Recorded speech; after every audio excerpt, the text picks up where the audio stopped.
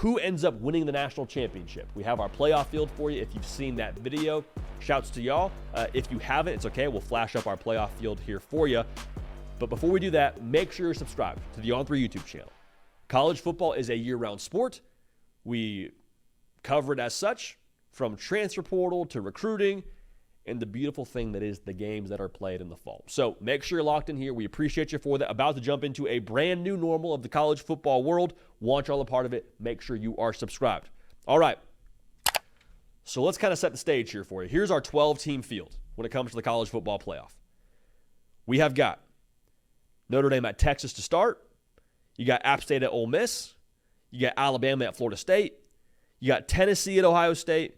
And then you also have a number of other teams that get byes, and those teams that get byes are Georgia and Utah, Oregon and Miami, and that's obviously going to be a lot of fun to see who they end up drawing from this college football playoff field. So with 12 teams, admittedly, it's a lot to keep track of. It's going to be great when it gets here, when it comes to the viewing product.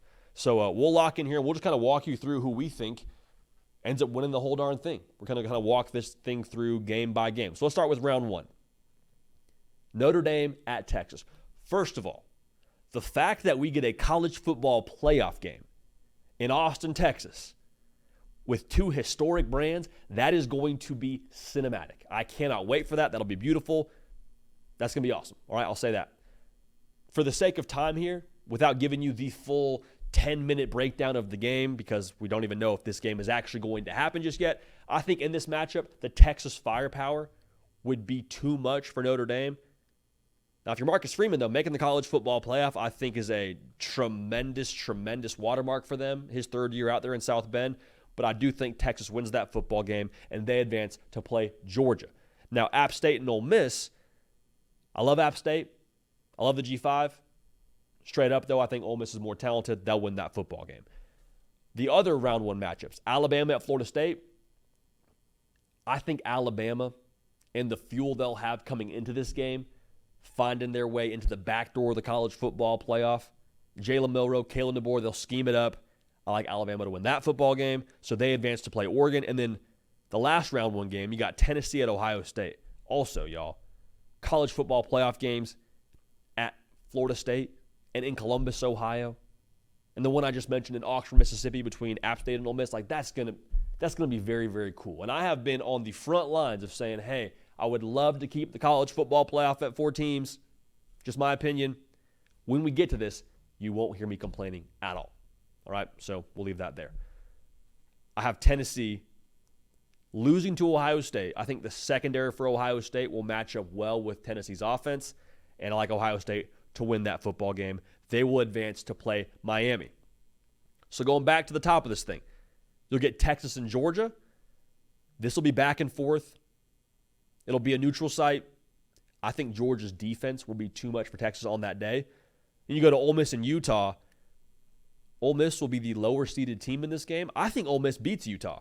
I think they'll be too athletic for Utah. I think they have a newfound physicality that will serve them well in this game. So then you have Georgia and Ole Miss matching up as one of those Final Four teams. Now you have Alabama and Oregon on the other side of the bracket. I think that Oregon is going to scheme it up against that unexperienced Alabama secondary. Now, we'll see how that secondary formulates over the course of the season.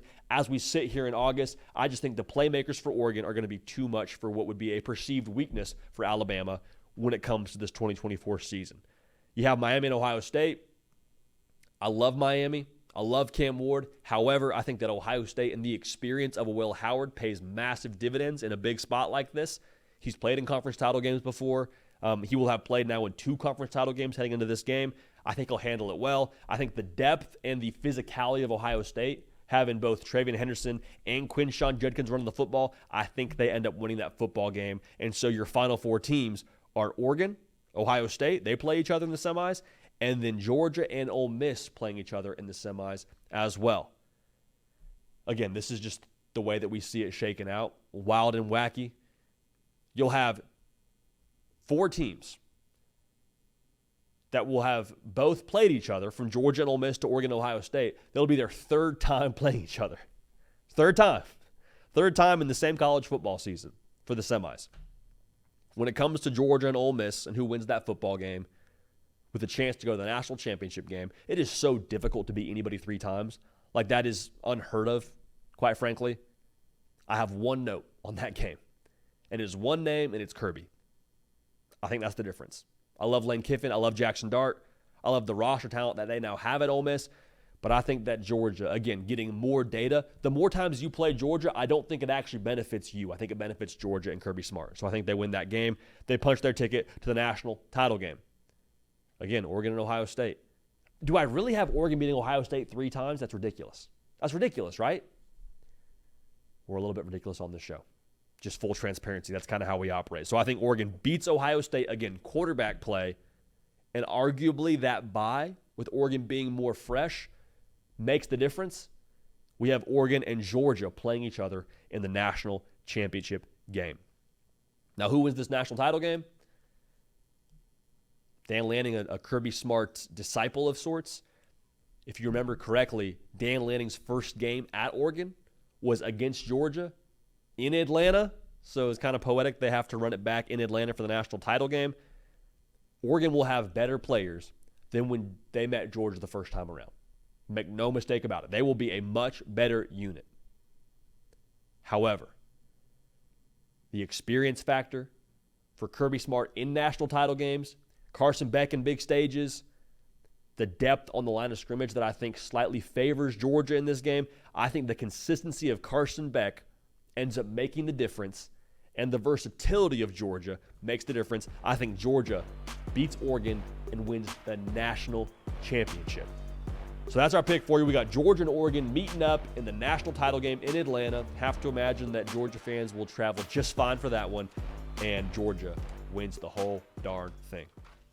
Hey y'all, thanks so much for watching. Subscribe to the channel here to make sure you don't miss an episode of The Hard Count. Also be sure to check out other videos on the On3 YouTube channel.